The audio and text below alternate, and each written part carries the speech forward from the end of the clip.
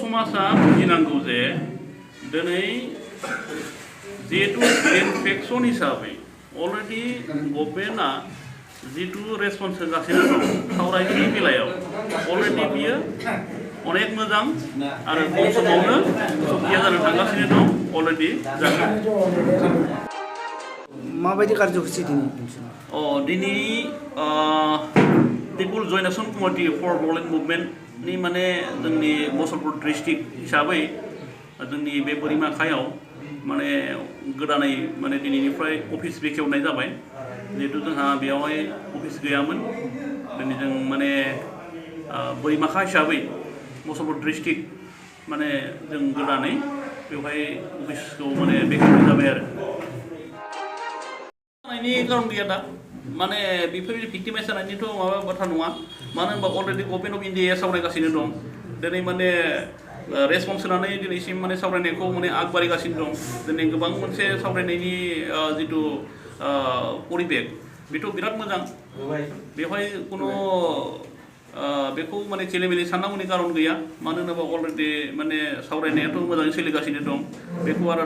धरना बा कार्यसुचि खालामबाय थानानै जेबो माने बारा माबा गैया बेखौ माने गभर्नमेन्ट अफ इन्डियाया अलरेडि मोजां रेसपन्स होगासिनो दं माबानाय फेक्सनाव लाबोनायखौ आंहा जेबो माने गैया जों बयबो आंनि गोसो गोरबोनि अननायजों माने आं दिनैसिमबो आंनो बे अफिसखौ लानांगौ होननानै आंनो माने माबा होनानै माने खावलायनाय जादों हिसाबै दिनै जाफुंबायबो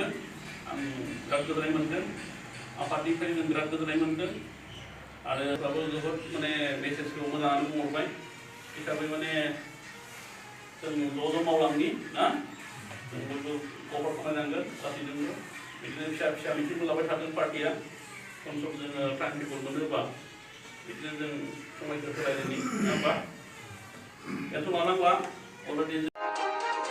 बेखौनो मिथिना ला जे जोंनि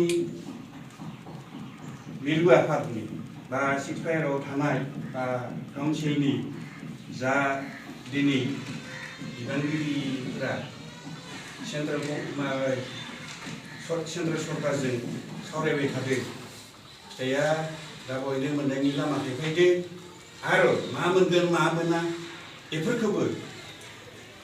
मिथिनो लुबैनांला मोजां होननानैनो हमना लानांगोन मोजांनि सायाव मोजां साबसिननि सायाव साबसिन बेनिखायनो एसे खावलायो आंबो मिथियोबाबो गासिबो बुंजोबनो हानाय नङा